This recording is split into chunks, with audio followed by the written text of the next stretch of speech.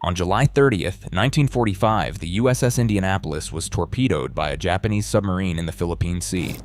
The heavy cruiser sank in 12 minutes. 1,196 men were aboard. Approximately 900 made it into the water alive. 5 days later, only 316 were rescued. What happened in those 5 days became the worst shark attack in recorded history. When an advanced underwater drone finally descended to the wreck in 2017, 18,000 feet below the surface, the cameras captured evidence that vindicated a dead man and exposed one of the darkest institutional cover-ups in American military history. The first torpedo struck at 12:05 a.m.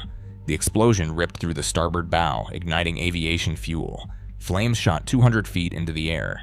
12 seconds later, a second torpedo hit amidships, obliterating the communications room. Captain Charles McVeigh gave the order to abandon ship, but there was no time for organized evacuation. Within 12 minutes, the bow lifted into the air, and the massive cruiser slid beneath the waves. 300 men went down with her, and 900 entered the water. They wore life jackets, those who had time to grab them. Many were injured from the explosions. All were covered in thick black oil that had spilled from ruptured fuel tanks, coating the ocean surface. The Philippine Sea was warm, but not warm enough to prevent hypothermia over days. They floated in darkness, scattered across miles of ocean. Small groups clung together. Officers tried to organize the men into formations. They waited for rescue. The sharks arrived first. Oceanic white-tip sharks patrol open ocean waters. They are considered among the most dangerous sharks to survivors of maritime disasters. The first attacks came during daylight on the first day. Men on the edges of groups felt something brush against their legs. Then the pulls began. A man would scream and vanish beneath the surface. The survivors learned to cluster together, forming tight circles. They kicked at the water, trying to create noise and movement that might deter the sharks. The attacks intensified at night. In darkness, the men could not see the sharks coming. The screaming would start at dusk and continue through the night. By the second day, other horrors compounded the shark attacks. The sun beat down without mercy. Some men began drinking seawater, knowing it would kill them but unable to resist. The salt water induced hallucinations. Men saw islands nearby and swam toward mirages. They saw the Indianapolis below them and dove down to return to the ship, removing their life jackets. They sank and drowned. Day 1 brought hope. Day 2 brought the realization that the Navy did not know they were missing. Day 3 brought mass death as dehydration, exposure, and shark attacks killed dozens. By day 5, fewer than 400 remained alive. On August 2nd at 10:25 a.m., 4 days and 10 hours after the sinking, Lieutenant Wilbur Gwynn spotted an oil slick while flying routine patrol. He descended to investigate and saw men in the water. He radioed his base. Rescue operations launched immediately, but after 5 days, the damage was catastrophic. Of the approximately 900 men who entered the water alive, only 316 survived. The worst shark attack in history, the worst naval disaster at sea in American history, and it never should have happened. But why was the USS Indianapolis even in those waters? And why did the Navy not know it was missing? The answer begins 3 weeks earlier, on July 16, 1945, at Hunters Point Naval Shipyard in San Francisco. The USS Indianapolis was a Portland-class heavy cruiser, 610 feet long, displacing nearly 10,000 tons. She had served in the Pacific since Pearl Harbor, earning 10 battle stars. Captain Charles Butler McVeigh III commanded her. He came from Navy aristocracy. His father had been an admiral.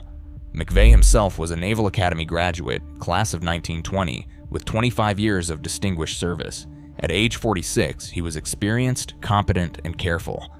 On July 16th, McVeigh received orders unlike any he had seen before. The Indianapolis would carry special cargo to Tinian Island. The cargo was classified at the highest levels. Only a handful of officers aboard would know what the ship actually carried. McVeigh was not among them. What the Indianapolis loaded that day were components for the atomic bomb that would destroy Hiroshima 3 weeks later. A lead bucket containing uranium-235, triggering mechanisms, detonation assemblies, the pieces that would become Little Boy, the first atomic weapon ever used in warfare. She departed San Francisco on July 16th. McVeigh had orders to reach Tinian as quickly as possible. He pushed the ship hard, running at near maximum speed. The Indianapolis set a record, covering 5,000 miles in just over 9 days. On July 26th, she arrived at Tinian and offloaded her secret cargo. The mission was complete. The bomb components that would end World War II were delivered. 10 days later, the bomb they delivered would vaporize Hiroshima. But the men of the Indianapolis would never know. Most would be dead before the bomb fell. After unloading at Tinian, McVeigh received new orders. He was to proceed to Guam, then continue to Leyte Gulf in the Philippines to join the battleship USS Idaho for training exercises. The Indianapolis departed Guam on July 28th for Leyte Gulf. It was standard wartime transit, a routine voyage. What was not routine was what the Navy knew and did not tell Captain McVeigh. The Navy knew information that mattered. American intelligence had intercepted Japanese communications indicating that submarine I-58 was operating in the corridor between Guam and Leyte Gulf. Multiple ships had reported submarine contacts in the area. The threat was known, documented, and current. Standard doctrine called for destroyer escorts in submarine-threatened waters. The Indianapolis was given no escort. Navy routing officers classified McVeigh's voyage as non-combatant despite the ship being a frontline warship. This classification meant his route was considered low priority. When he did not arrive on time, nobody would be required to investigate immediately. McVeigh was not informed of the submarine threat. He was not told that I-58 had attacked ships in the corridor days before. He was not ordered to zigzag, the standard anti-submarine evasion maneuver. Zigzagging was recommended but not required in moderate visibility. The night of July 29th was clear with calm seas. McVeigh made the decision, within his authority, to steam in a straight line. At 11 p.m. on July 29th, the Indianapolis was making 17 knots on a steady course. The night was calm. A nearly full moon illuminated the ocean. Most of the crew were asleep. The ship ran with minimal lights, but her dark silhouette was clearly visible against the moonlit water.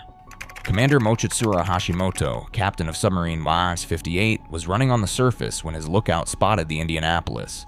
A heavy cruiser, alone, with no escorts, moving in a straight line. A perfect target. I-58 submerged and moved into attack position. Hashimoto tracked the Indianapolis for over an hour.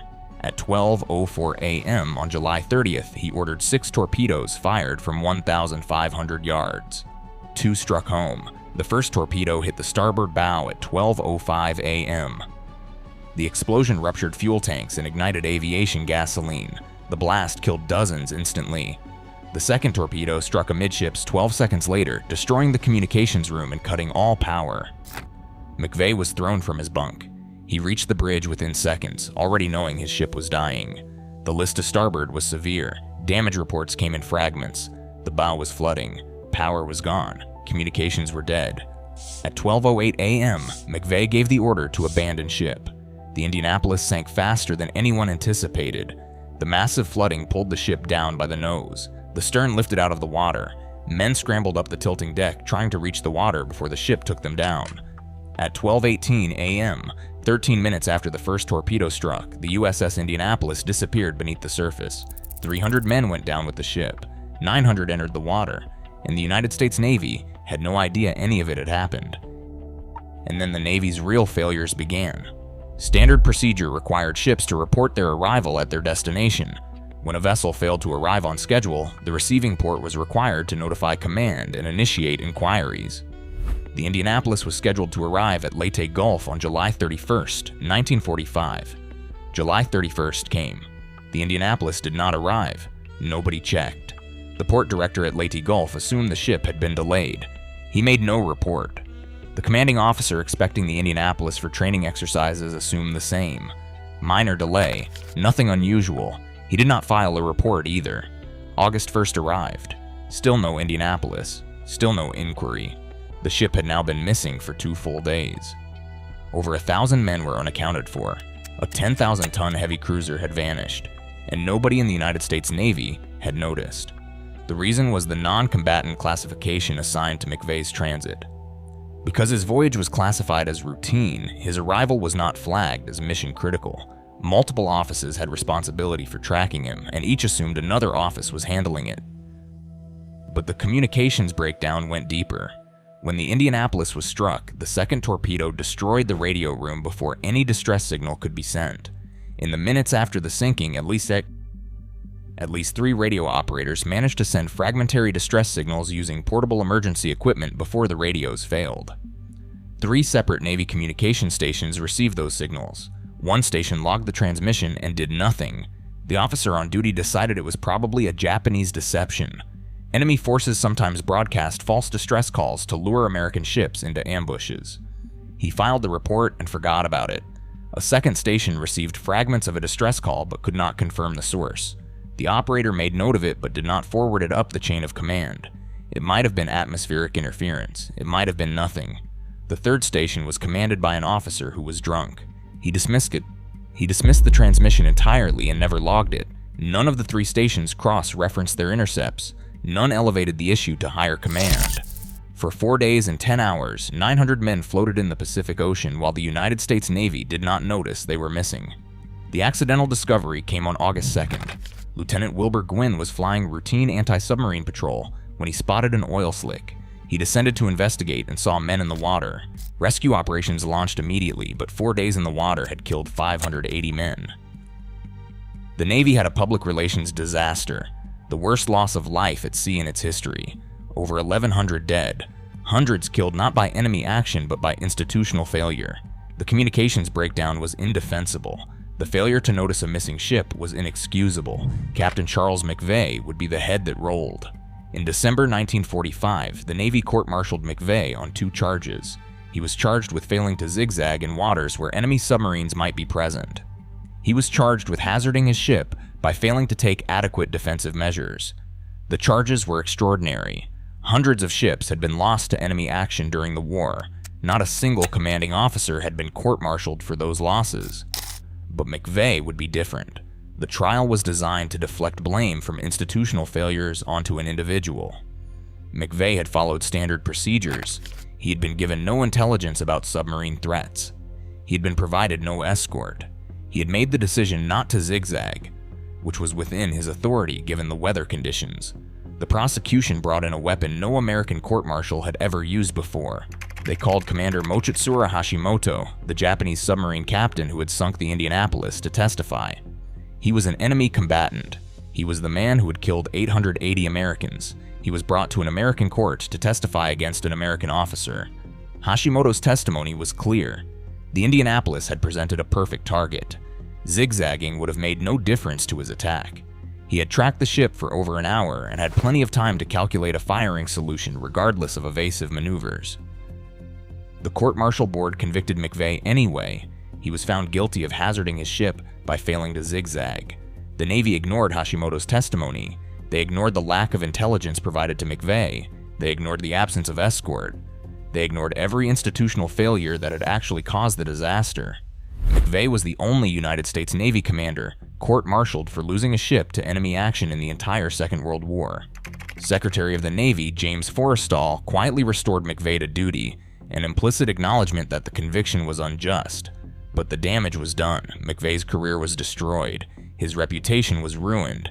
And then the letters started arriving. Families of the dead sailors needed someone to blame. The Navy had given them McVeigh. For years he received hate mail. Families accused him of cowardice, incompetence, murder. They arrived year after year, a steady stream of grief and rage. On November 6, 1968, Captain Charles Butler McVeigh III was 70 years old. He walked onto his front lawn in Litchfield, Connecticut, holding his service revolver. He put the gun to his head and pulled the trigger. The Navy's scapegoating had finally killed him. For decades after, the Indianapolis lay undiscovered. The evidence that could exonerate McVeigh was 18,000 feet down, beyond reach, holding secrets only modern equipment could reveal. If you're still here, you now understand this wasn't just a disaster, it was a cover-up. Comment 4 below if you're following this story, and if you haven't subscribed, please kindly do so and turn on the bell notification so you don't miss what comes next. Your support helps us keep telling the stories institutions tried to bury. Now let's talk about how modern technology finally found the truth. For decades, the Indianapolis lay undiscovered. The evidence that could exonerate McVeigh was 18,000 feet down, beyond the reach of 20th century technology, waiting for equipment sophisticated enough to find it. The search seemed impossible from the start. Captain McVeigh had estimated the ship's position while it was sinking, but those coordinates were approximate at best. The ship could be anywhere within thousands of square miles of ocean. The Philippine Sea averages 3 miles deep in that region. Technology capable of searching systematically at those depths simply did not exist for most of the 20th century. Early attempts in the 1950s and the 1960s failed completely. Survivors tried to remember the exact position. Their accounts conflicted.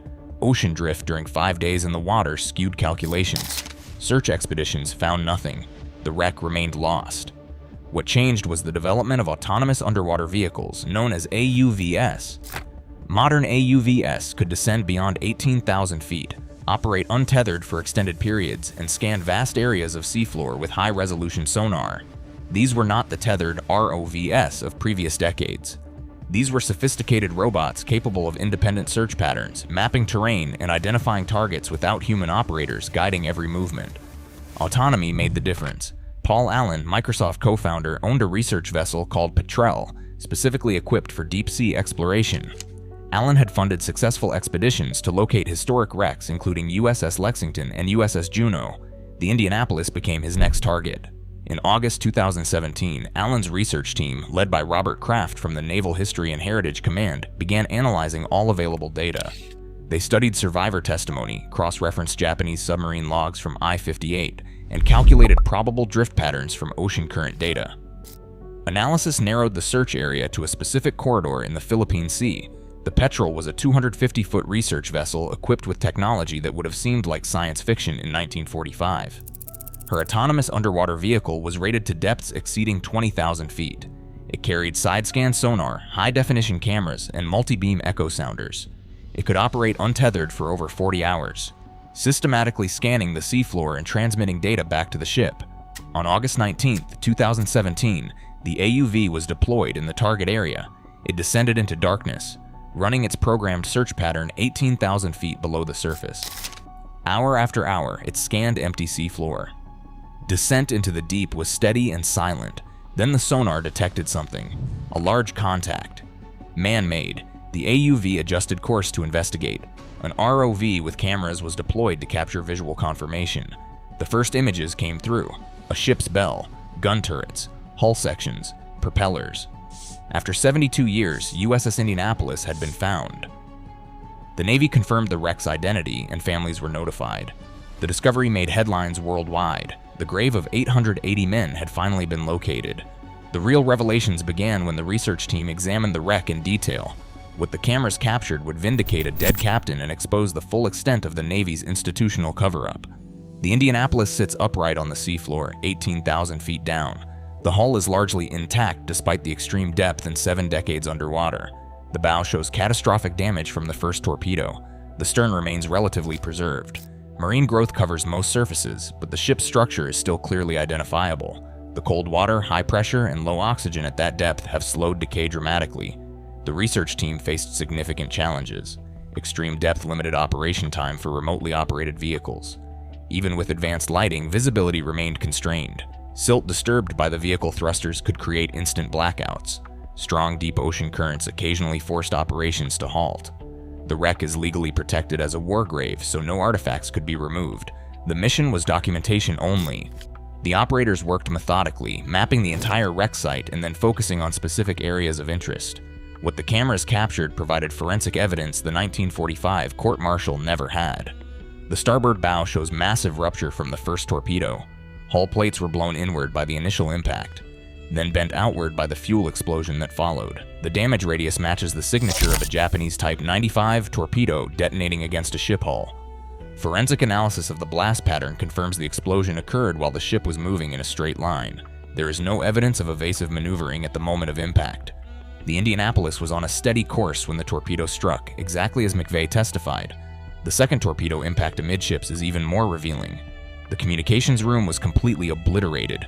Equipment that would have been used to send distress signals was physically destroyed by the blast. Electrical conduits were severed and power systems were demolished. The forensic evidence proves what McVeigh stated at his court-martial, but could not prove without the wreck itself. No distress signal could have been sent. The equipment was destroyed before the crew could react. The damage pattern confirms the 12-minute sinking timeline survivors described. Flooding from the bow torpedo was catastrophic and immediate.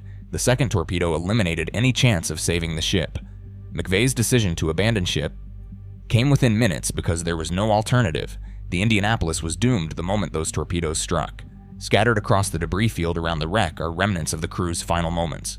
Sailors' belongings lie where they fell or drifted as the ship went down. Boots, helmets, mess equipment, personal items that went down with 300 men who never made it off the ship. These objects cannot be recovered under war grave protections. They can only be photographed and documented. Multiple life rafts remain secured to the deck. They were never deployed.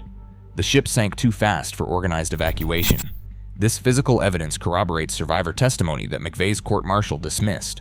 There was no time. Men scrambled off a sinking ship in darkness while it listed violently. Proper abandoned ship procedures were impossible. The wreck's orientation on the seafloor reveals the ship's final course heading. Navigation experts can calculate from the debris pattern exactly what direction the Indianapolis was traveling when it sank. The heading matches McVeigh's orders.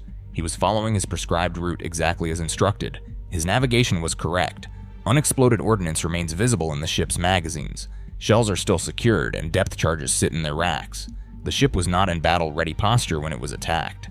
This corroborates a critical point the court-martial ignored. The Indianapolis was not expecting combat. The Navy had not warned Captain McVeigh that enemy submarines were operating in his path. He had no reason to maintain maximum defensive readiness because he had been given no intelligence suggesting a threat. The communications room destruction provides the most damning evidence against the Navy's court-martial narrative. The prosecution alleged McVeigh failed to send a distress call quickly enough. The wreck proves he could not have sent one at all. A second torpedo destroyed that capability within seconds of impact. What the drone footage demonstrates is that Captain McVeigh did everything correctly. He followed his orders. He navigated the prescribed route. He made command decisions within his authority based on the information he had been given. When his ship was attacked, he responded appropriately. When it became clear the Indianapolis was sinking, he ordered abandonment. The disaster was not caused by his failures. The disaster was caused by the Navy's failures. Failure to warn him about submarine threats. Failure to provide destroyer escort. Failure to notice when his ship went missing. Failure to respond to distress signals.